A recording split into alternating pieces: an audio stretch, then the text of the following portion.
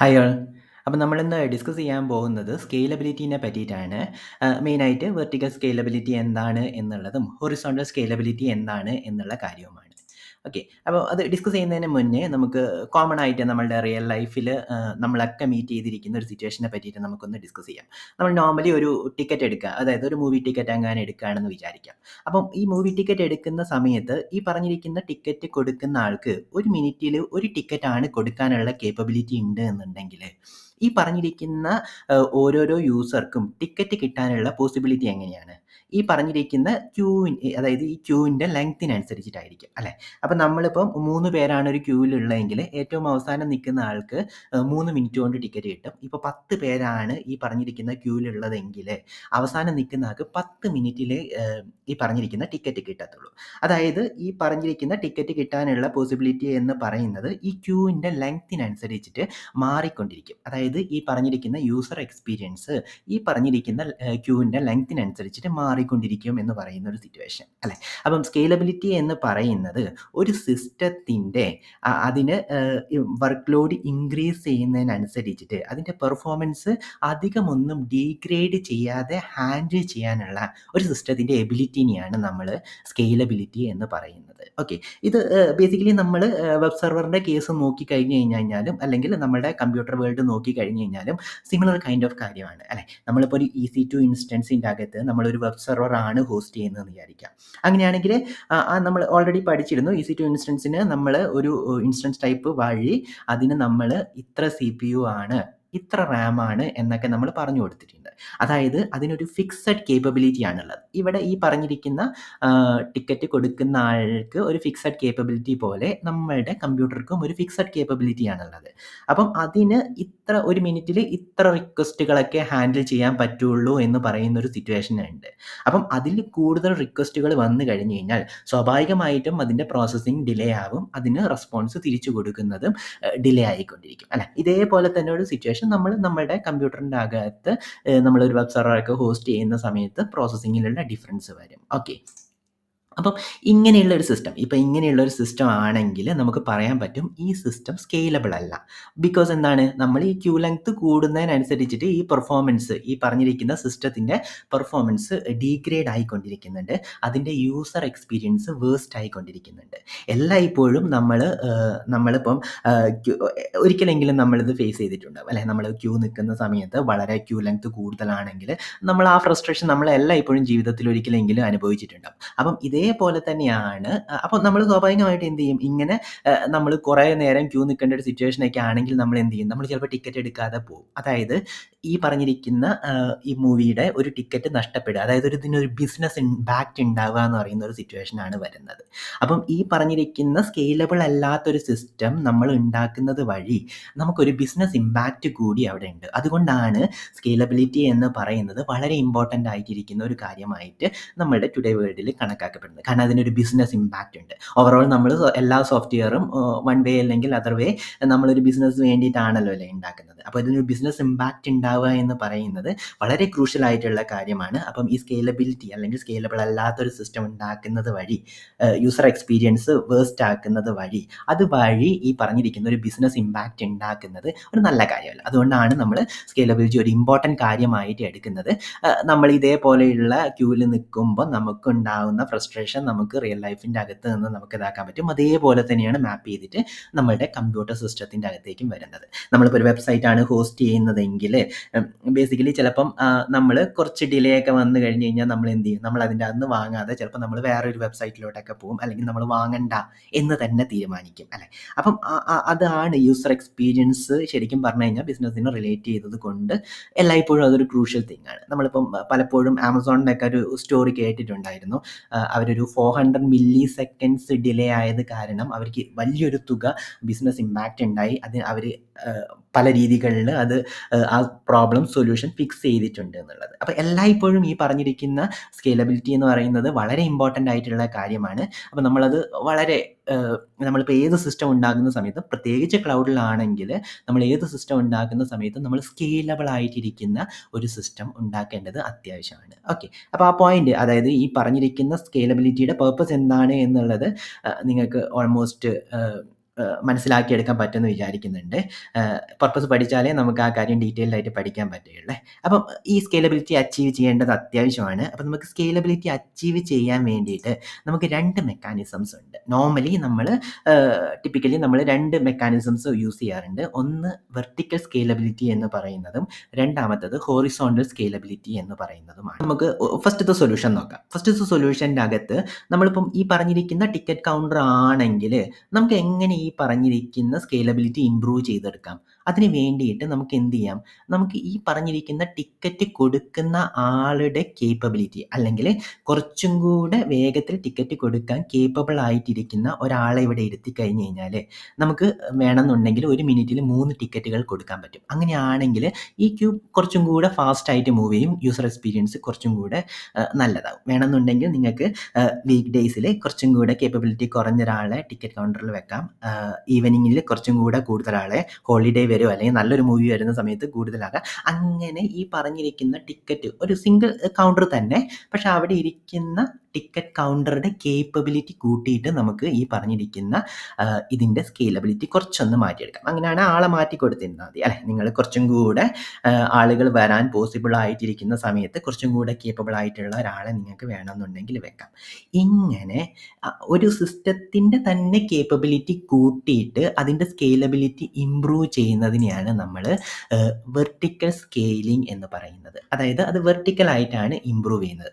നമ്മളിപ്പം നമ്മളൊരു EC2 ഇൻസ്റ്റൻസിൻ്റെ case നമ്മൾ നോക്കുകയാണെങ്കിൽ ആ EC2 ഇൻസ്റ്റൻസിൻ്റെ അകത്താണ് നമ്മളൊരു വെബ് സെർവർ ഹോസ്റ്റ് ചെയ്യുന്നതെങ്കിൽ നമ്മൾ ഒരു പർട്ടിക്കുലർ ഇൻസ്റ്റൻസ് ടൈപ്പ്, അതായത് ഇത്ര CPU ഇത്ര RAM ഉള്ള സിസ്റ്റമാണ് നമ്മൾ ഇപ്പം ഇതാക്കുന്നതെങ്കിൽ നമുക്ക് എന്ത് ചെയ്യാം? കുറച്ചും കൂടെ ഇതായിട്ടുള്ള, അതായത് റിക്വസ്റ്റുകൾ വരുന്നൊരു സമയത്ത് നമുക്ക് വേണമെന്നുണ്ടെങ്കിൽ നമ്മളെ വെബ് സെർവർ കുറച്ചും കൂടെ പവർഫുൾ ആയിട്ടിരിക്കുന്ന ഒരു ഇൻസ്റ്റൻസ് ടൈപ്പ് യൂസ് ചെയ്യാം. അതായത് കുറച്ചും കൂടെ CPUവും കുറച്ചും കൂടെ റാമുമുള്ള വേറൊരു സിസ്റ്റത്തിലേക്ക് മാറ്റിയിട്ട് നമുക്ക് എന്ത് ചെയ്യാം? കുറച്ചും കൂടെ ഫാസ്റ്റായിട്ട് റിക്വസ്റ്റുകളെ ഹാൻഡിൽ ചെയ്യാം.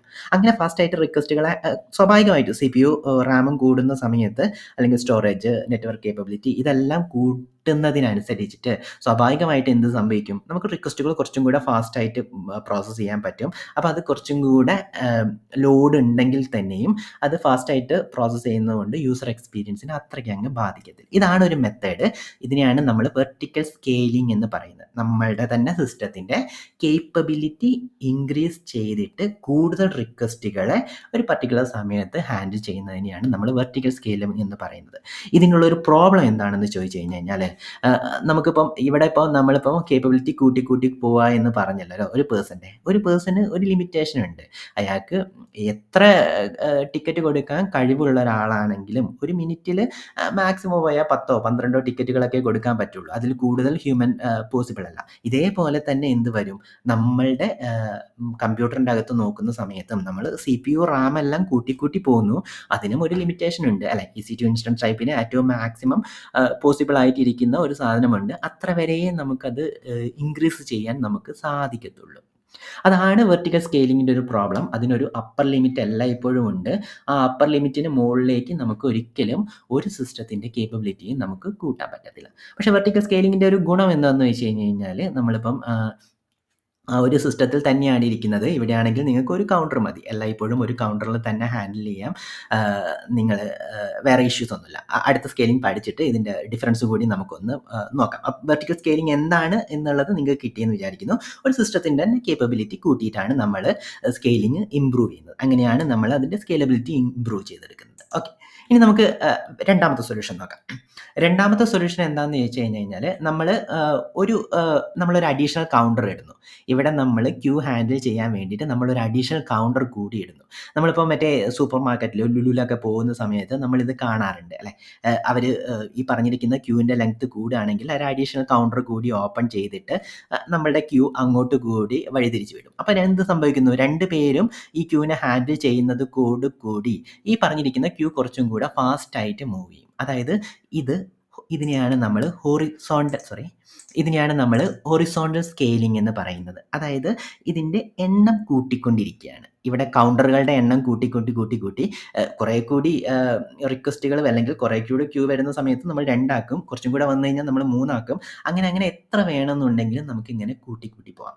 ഇതേപോലെ തന്നെയാണ് നമ്മൾ EC2ൻ്റെ കേസിൽ നടക്കുന്നത്. ഒരു EC2 ഇൻസ്റ്റൻസ് നമ്മൾ ക്രിയേറ്റ് ചെയ്തു. അതിൻ്റെ അകത്തേക്ക് നമ്മൾ റിക്വസ്റ്റുകളെ ഹാൻഡിൽ ചെയ്യുന്നു. ഇനിയിപ്പം ഈ പറഞ്ഞിരിക്കുന്ന കൂടുതൽ റിക്വസ്റ്റുകൾ വരികയാണെങ്കിൽ നമ്മൾ എന്ത് ചെയ്യും?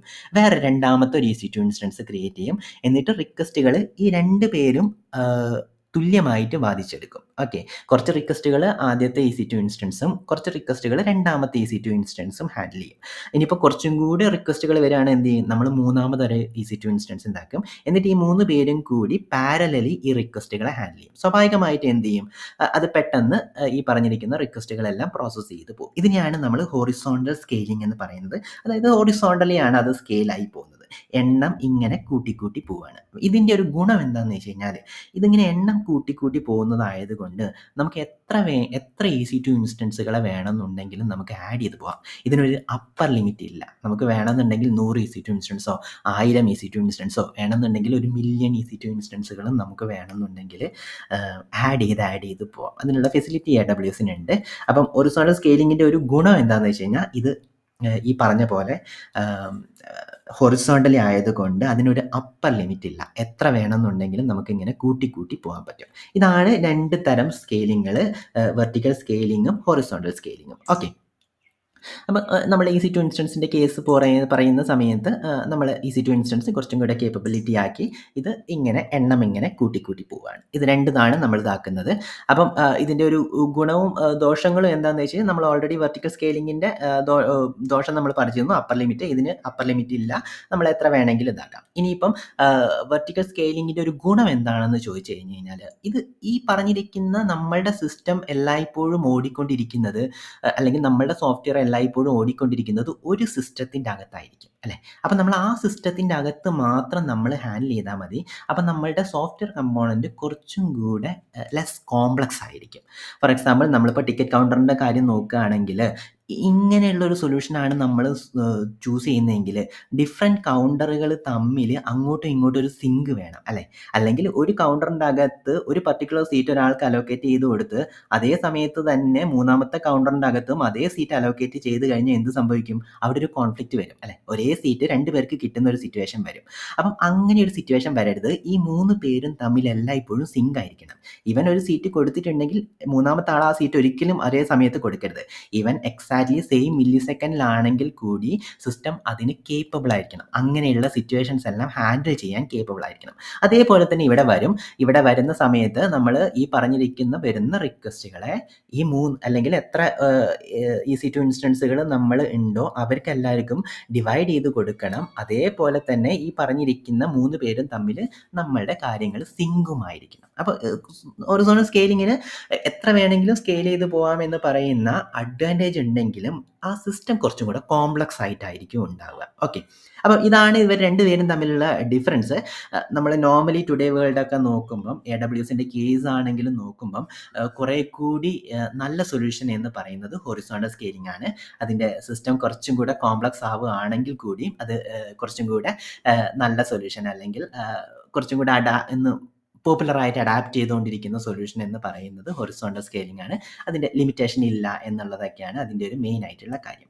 അപ്പോൾ നമ്മൾ ഇപ്പം ഈ പറഞ്ഞിരിക്കുന്ന വെർട്ടിക്കൽ സ്കെയിലിങ്ങും ഹൊറിസോണ്ടൽ സ്കെയിലിങ്ങും എന്താണെന്നുള്ളതും അതിൻ്റെ ഡിഫറൻസ് എന്താണെന്നുള്ളതും നിങ്ങൾ ഒരു ഐഡിയ കിട്ടിയിട്ടുണ്ടാകുമെന്ന് വിചാരിക്കുന്നു. അപ്പം നമുക്ക് നെക്സ്റ്റ് വീഡിയോയിൽ ഈ പറഞ്ഞിരിക്കുന്ന വെർട്ടിക്കൽ സ്കെയിലിങ്ങും ഹൊറിസോണ്ടൽ സ്കെയിലിങ്ങും മെയിൻലി AWSൻ്റെ അകത്ത് എങ്ങനെ ഇംപ്ലിമെൻറ്റ് ചെയ്യാം എന്നുള്ളത് നമ്മൾ പഠിക്കണം. ഓക്കെ.